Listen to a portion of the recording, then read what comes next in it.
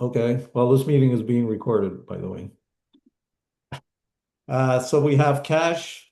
So essentially, we have several bank accounts, but essentially we have three categories of cash. One is for operations, one is the special assessment from a few years ago. And then we have the SERS and non-SERS reserve. The total of those are 11.6 million that we have cash on hand. If you take the operations, we have 1.1 million, which gives us liquidity of three months. We're roughly 400,000 spending is our run rate per month. So that gives us 3 months. And the rest, the special assessment is essentially most of that is earmarked, not all of it, but a significant portion of that is 3 million is for the roof.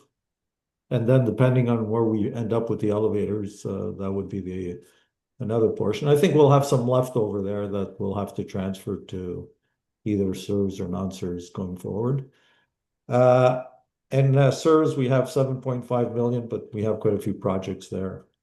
If you look at receivables, prepaid insurance and other, nothing really stands out. So we're at 12 million in assets and about 1 million in liabilities through insurance payables, deferred revenues, and accounts payable. And then the big three items are what we have in our reserve accounts, special assessment, SERS, and non-SERS. And I'll go to the next page. Any comments or questions before I proceed? I have a question. Yep. Just on your comment on the what we'll get from the elevators. The elevators is a Sears item, so wouldn't that money have to stay in the Sears account? Yes, I'm sure. I believe it was part of the special assessment. Yes, So we but had a special assessment a few years ago in elevators right here. right, we did, and then we're getting some money because of the bond that we're claiming, Yeah. and so we're getting a daily amount back. And so, but since the elevators are a Sears item, does that has to stay in the Sears account, correct? No, Doesn't Heskey, we No, had because it's in the special assessment account, which is we could do all sorts of money with that money. right, but With it's not. those funds. We could even refund the So, unit so holders yeah. So at if the we end wanted of to. when all these projects are completed and settled, we have 2.9 million left, almost 3 million left here. If there's a balance in this account and all the projects are completed and settled financially, whatever balance is going to be left over here, we can transfer it to either SERS or non-SERS. And I believe there's a board vote or a board approval required for that. But Or maybe an owner's approval. I don't know, Scott, which one it But is. there's law on that. but if you look at the total special assessment, if you look at engineering and administration, we already almost spent all of that. Yes. So that In, budget, in fact, we spend more than the budget. The budget was exactly. So 381. when you look at the total budget required for those projects, it's even higher than what we have in. No, but Katina, if you look at Well, we had a big contingency concrete fund. restoration contingency, we had a budget of 4.9 million. We're at Right. 4.4, and that one's Yeah. finished, right? So there are going to be pluses and minuses on Ex- each of these categories here, but at So the end I, of the day, I And anticipate we're going to have some leftover against that so 2.9 I, million. yeah, and for I would- Barbara's question, since this was a special assessment, it's not really tied to any reserves. So we can do what we want with that money, refund it, reallocate it. I mean, it's Okay. subject to a member vote, but but wouldn't But it it does- be with all the special assessment is a total account? So wouldn't it be at the end of all the projects before we make a decision Correct. what's remaining? Which Yes, is for two, sure. two, Right, 3 years from now, No. Well, No. there's the only big one that's left is the roof here. right? And we have a contract for I that. assume the elevator, we're going to get some sort of settlement in the coming year. Yeah. Yeah, we expect to have about $500,000 extra after all said and done. That's what I thought. So the special assessment account was only for the concrete, the elevators, and the roof. That's Right. what we got assessed for. Then we went into pooled funds. In the Sears side of the pooled funds are the elevators are the only things that are not. They're in the non-Sears.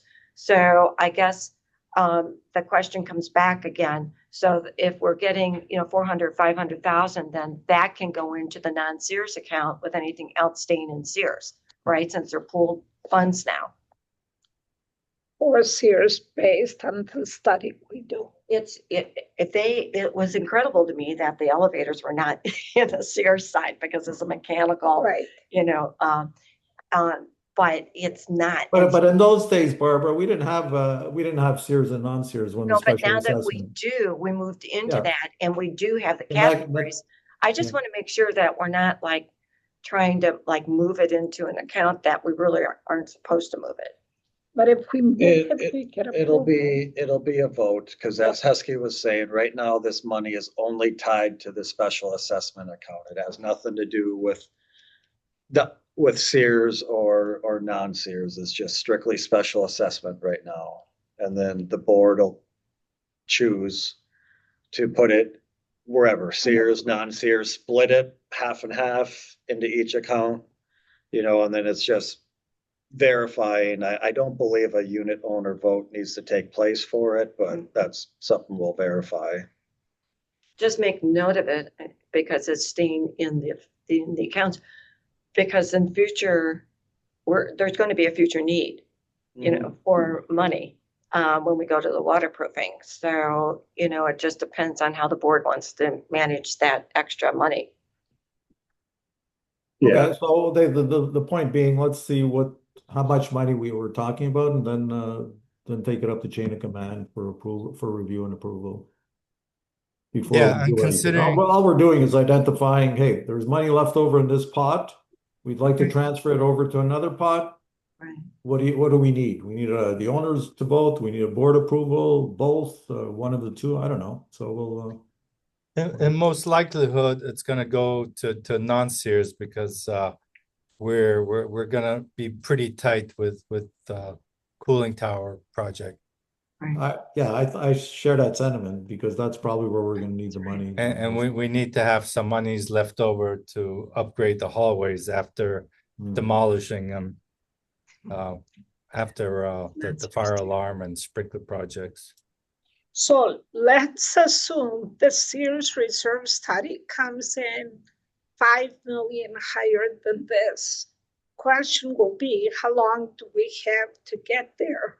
And do we do a special assessment for that? So I think we should allow ourselves to stay flexible as what requirements we have. For sure. You always want flexibility and you want options, right? Right. So at the end of the day, we're not talking about taking any decisions here before a long time, at least this year. It's going to go into early next year once the roof is finished. So by that time, we'll have a reserve study. We'll have an opportunity to question, challenge, like you say, Katina, and provide management feedback on that. So at that point, then we'll decide on that. Good. Okay, I think we've covered the financials. If I go back to the agenda. So discussion on next steps. Here I have 3 items. The reserve study, I think we've covered it, beat that one to death. The Florida Bill HB 657, it's Sandra who brought this to my attention, and it sounds like Florida is enacting some sort of legislation related to disbanding or eliminating HOA. It didn't pass it. It It passed the didn't House. pass? No, and it's in the Senate right now, and it doesn't look it's going to go anywhere. They're Okay. in the Rules Committee right now, and we just had a big meeting on it. And no, I have the whole thing all printed. I got March 13th. But I have the full. This is from the House.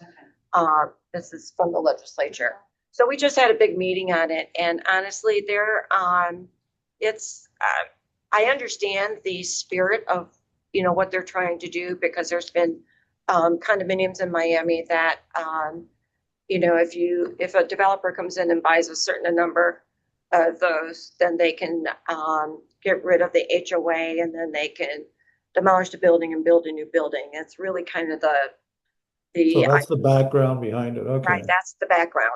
So there have been also instances in the neighborhood HOAs, not in the condominium HOAs, where there's there's only like one manager there and they've stolen quite a bit of money. And where they want to discontinue and be self-managed themselves. There's all these instances in that we know about in Florida real estate that we get written about all the time. And this bill, after reading this bill, the House, they like threw everything in it that they thought that, they would like to see. And the Senate said, whoa, this is not going to pass Rules Committee. And so I think they have to spend a lot more time on it and it may not get anywhere. So I don't think we need to. No, Okay, like, it did die already. Yeah. it's that, okay, well, better that way, I think. Yeah. Okay, well, if any of you hear anything about it and we feel we should table it, I get Okay. updates on it every day. So, okay, whether I want to see them or not, but the way it okay. is. Well, thanks for that update, Barbara. The third item there is insurance, and we've had a few emails going around, and the long and short of it is that good news is that insurance rates for property insurance are decreasing anywhere between 20 and 25%. So before we jump to any conclusions, our appraisal on the building has increased by 10%. So maybe we're looking at a 10 to 15% drop in premiums. And the impact for 2026 is 7/12 of that because our insurance policies come to term at the end of May 31st. So we'll get the benefit this year for 7 months, which I estimate it to be like 77,000, including flood insurance, which that premium might decrease by around 40,000. So it's good news. We'll save anywhere between 75 and 85, 90,000 on our insurance, but against our insurance budget. Is it, Mike, I'm sorry, was that against our current premium or what we? Yes, budgeted? against the premium, Good. those savings. But essentially, our premium is what we reflected in our budget. Mhm. The other thing, I spoke to Tim, who's our insurance agent, and I'd like him to come to the next meeting because the renewals are up at the end of May. So I'd like him to come at the next meeting and give us more insight. He said in a month's time, they'll have better information of whether it's going to be closer to 20 or 25%. And Katina, you had a couple of questions as well. So I'll pass those on to Tim, and he can come to the next meeting and give us an overview as to what how the market's doing, what he's seeing, and what the more accurate numbers will be heading into our renewal. Okay. Those were the three items. The one other thing, Katina, I thought I saw in some of your emails that Thursdays are hard for you, or did I misread that?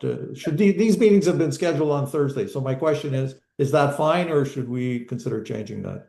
Well, it's fine. I'll just have to make sure I block out the hour from now. Okay. So I And then, volunteer. okay, so we'll leave these meetings on Thursdays. Scott has sent out the meeting request for the whole year. Sandra is not going to be available for our next meeting on the 7th of May, and she was asking if we can have next month's meeting exceptionally on the 30th of April. Actually, that works better for me too. Okay, I'm good with that. you're good. Heskey, Yeah. you good with that? Okay, so Scott, if you just leave all the other meetings as is, just reschedule the meeting from May 7th to April 30th. Yeah, I'll do that.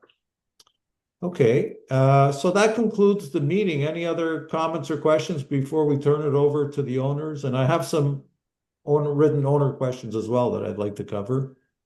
I have one comment. Since we have a new board and some of them might not be financial people and might not be involved with the financials, should we offer a workshop maybe with the board to go through all the details of the financials, what is in the reserves, and the audited financial statement? Yeah, we're always willing to share and educate and you know the reason we have the report I brought up was because the financial package from First Services is excellent and good. However, it's far too cumbersome in detail. So I had a lot of owners come to me and say, "Yeah, I never look at that because there's too much information on there." So I said, "Okay, well, let's prepare like a 3-page executive summary and just with the basics." And so. Yeah, Heskey, if you solicit the board and if they If want that, for sure, interested. we're open to it. Okay. And Steve's on the call as well. Steve, if you think that's something useful, by all means, reach out to us and let us know. Okay, Because things get talked about, sometimes, it can be lost or people might not understand that. Good suggestion, Katina. So now we'll open it up to owners' comments and questions. And Todd, you had a question, so I'll start with you. thank you very much. It's Todd Brown, current board secretary. I'll start with where you ended off. I think it would be helpful to have a FinCom board town hall or workshop. Two of the things that I think would be really important for you to consider if you plan this is, what do you think the board needs to know? Number one. Number two, what do you want from us? And number three, do we have a 5-year plan? We have a lot of expenses coming up that we talk about, like the garage waterproofing project, the paver project, as it used to be called. I hear Playa del Mar is doing theirs now, and not even the entire project, minus their pool area, is costing them $11 million across.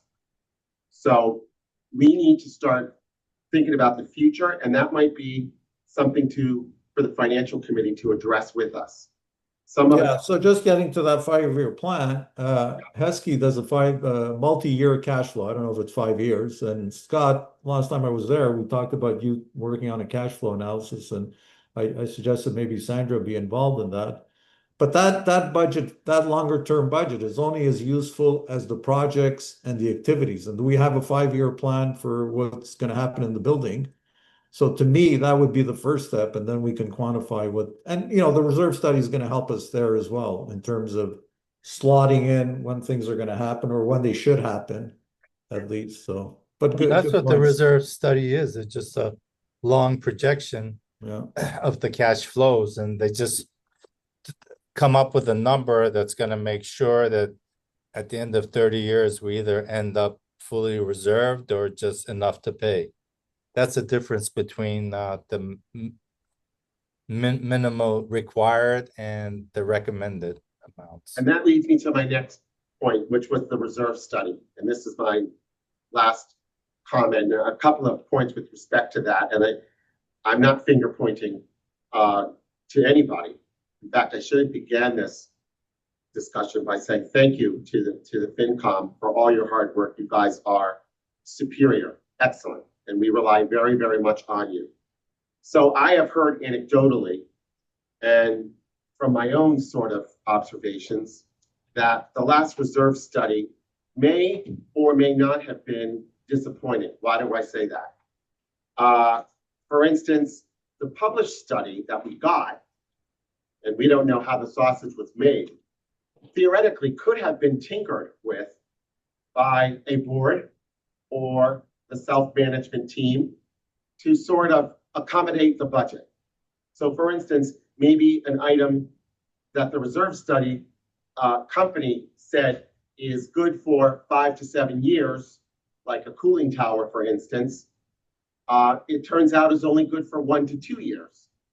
So the board has been struggling with that particular example because at least the final published reserve study that the board is relying on said we had 5 to 7 years for a cooling tower, but our hired engineers and construction experts said, no, you've got 1 to 2 years. My point here is, I do think it would be a really good idea to have a reserve vendor team. Barbara has volunteered from the FinCom, maybe someone from the board. I don't know if Heskey, you're interested, or certainly we're going to need Scott. But when we go down this path of retaining a new reserve study vendor, we really do need someone who, a vendor who is really providing us with a high level of accuracy, because with these very expensive projects that we have, when we get disputing information, like the engineer says the cooling tower has a year or two, but the reserve study says 5 to 7, the board goes into very, very challenging discussions.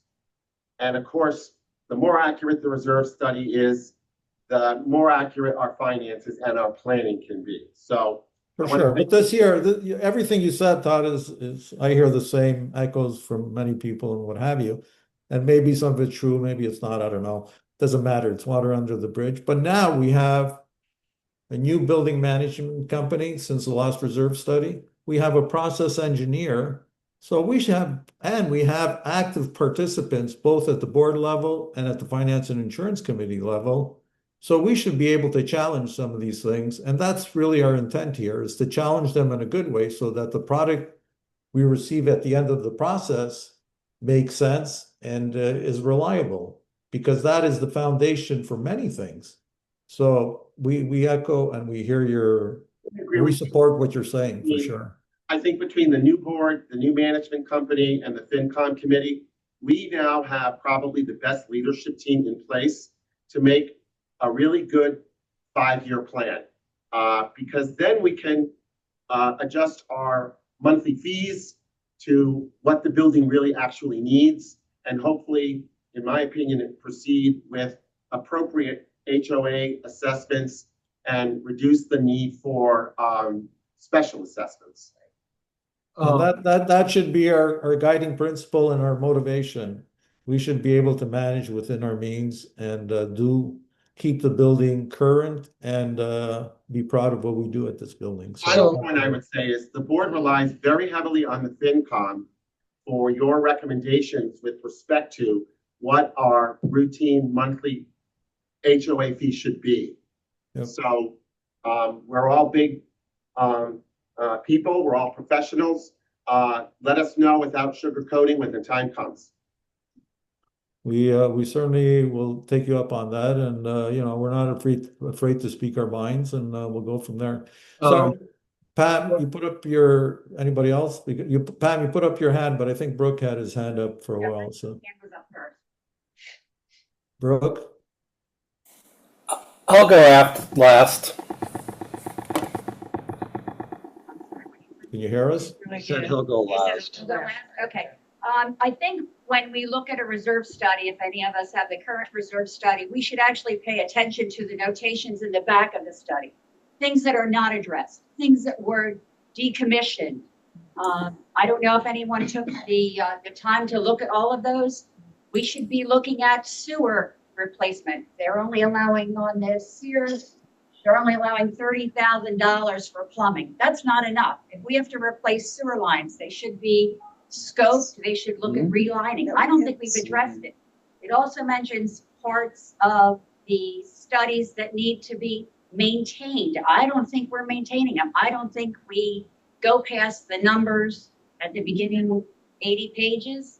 But if you start backwards and look at everything that they've pointed out that has been admitted and everything that needs to be maintained, we need to actually start there and say that's what we should be targeting. We know that we've got all of these line items that have been addressed and we've gotten lifetime and all of that. But the things that they say take note of, we inadvertently didn't look at these. I think though, if I might add to that, we talked about that because I know Rodney is making this list of all the functions in the building and what the maintenance should be on those functions. And that was something that we did not have. And so with all the latent repairs that we've been catching up with the last couple of years since First Service took over, we had no idea, just like you're saying, the decommissioning of items and things like that. Right. So I think, he's been with us almost 6 months, I guess. And it takes a lot to know all the functions in the building. But I think in what you're saying and what Katina said and what Todd said, sorry, I think we all have similar ideas about, what the plan should be, how to look at things in a broader scope. And make sure, and when I said at first, that the workshop for the board, and the reason why I said that was that sometimes, when you do a workshop, it's a little rough, like, like everyone's thinking out loud. And so in order for the whole membership to understand, sometimes you have to, like Mike was saying, narrow it down a little bit so that, it's cleaner, it's smoother, it's, they know the direction. So if the board that's my recommendation, because I know, Katina has very good comments on things. Sandra does too. Mike does too. Like when people are communicating, Pam knows how that rolls, and what you don't see, like the questioning that's going on and things like that. I think that would be, very good for everyone to experience, and whether you want to or not, We also said last year that we would have a reserve study town hall for the residents. So I think that's something we should follow through with this year. Once it gets organized, right? I Right. agree. Right. Well, one thing we could consider too for when we redo the Sears is, rather than using the current company we're with, is actually having an engineer firm do the reserve Sears study for us, because they'll be more in tune of really what our life expectancies are on. And does Epic do that? Yeah, they would do that. Yeah. What Yeah, my life thoughts on- expectancies are. Yeah, my thoughts on that, Scott, are exactly that. We should solicit 2 or 3 companies Mhm. and go to market and see which one best answers our needs. And we have to live within the budget we've set aside, though. Yeah. And in any kind of replacement, there's full replacement and then there's maintenance to make sure we maintain the life of the equipment or the building.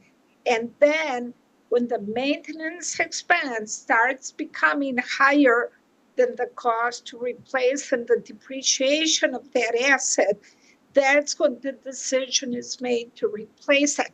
Not because a study says you got to replace it tomorrow. There's always should be a question. What do I do to extend the life of the asset? Because the more we extend the life with maintenance, the better off we are in our whole financial side and in the health of the building.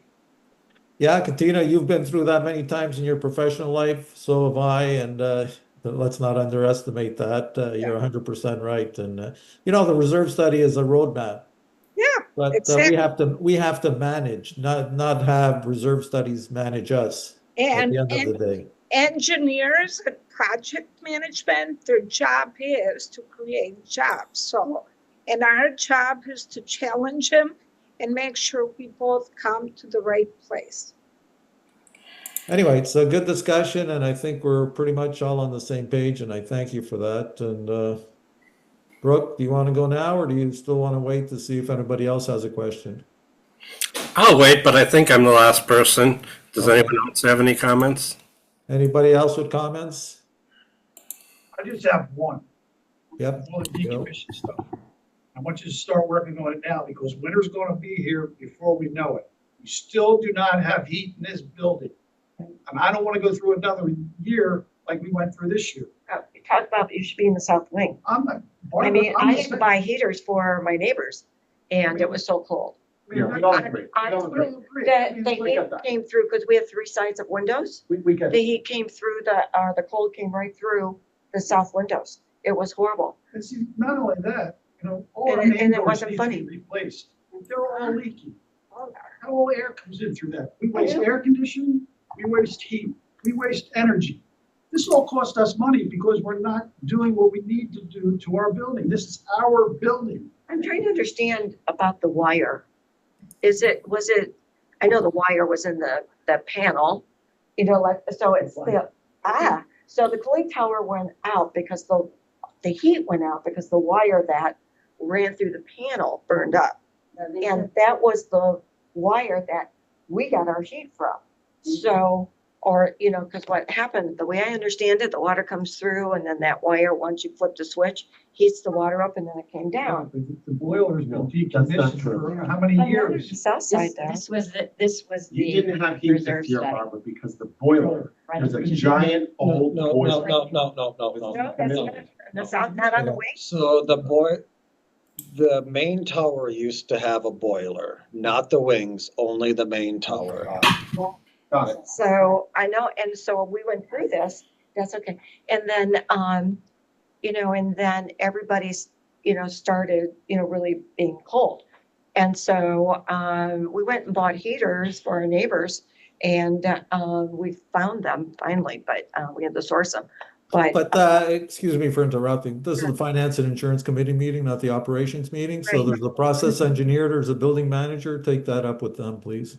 Yeah, I think the point is, Katina made a very important point for those of us on the board and Scott who are in operations, which is previous boards and previous management did not maintain the building properly. And right now we're paying the price. For sure. And I couldn't agree more with what Katina said. We have to focus on routine maintenance and extend the life of our equipment for as long as possible until it's not cost effective. Right. And that's why I thought the motivation for hiring a position like Rodney's was there. So, and you know, that was investment spending. We got criticized for increasing the budget last year because of No, we love increases, that. but at the end of the day, those are gonna you know, we're gonna reap the rewards from that for sure. And we still have the things that we are not aware of yet for our budget of what, you know, we have to repair, you know, things just haven't come up yet. Yeah, stuff happens all the time, right? In a 50-year-old building, let's face it. All right, I think it was a very good discussion. Brooke. We still have Brooke. Yeah, Brooke, I'll leave the last word to you. Hello. First, I want to thank the folks on this call. Like Todd, I'm appreciative. Scott, I can't find the 2026 committee list on the building link. I didn't even know we had a building and grounds committee.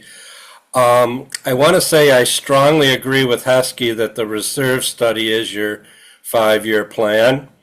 And the other comment I wanted to make is that you can't really manage what you don't measure. And I really feel like our consultant expenses right now are a big black box. And I feel like we've been reactive in the past. And it seems to me like we should develop a more detailed level of effort estimate for this fiscal year to try to bring consultant fees onto target. And then I want to switch from consultant fees to the reserve study. And I'll just observe that Sean Flynn and I are both in agreement that we won't get good information unless we invest in quality.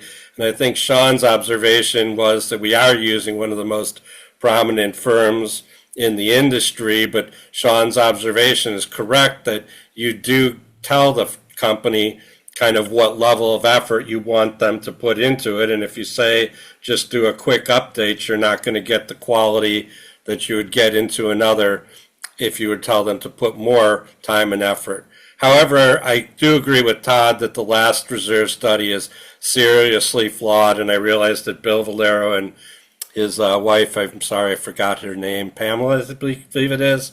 Got it, bro. Made similar comments about it being flawed, so I'm not going to go point out the areas that I can mention off the top of my head. But there are items where, and this is speaking to Scott's point, that we don't want to do the reserve study, and I would agree with Scott that we don't want to take on that liability. But there are also areas where the reserve study folks just aren't going to have an idea unless we provide them input. And one example there would be the common hallways, particularly the ones in the main tower on floors 1 through 29, where they just, unless we provide them some type of guidance as to what we want to see there, they're not going to produce a good number. And it's also for somebody like me who's interested in the building, unless we have a basis of design in there, where I don't know what you guys are thinking and I'm just guessing.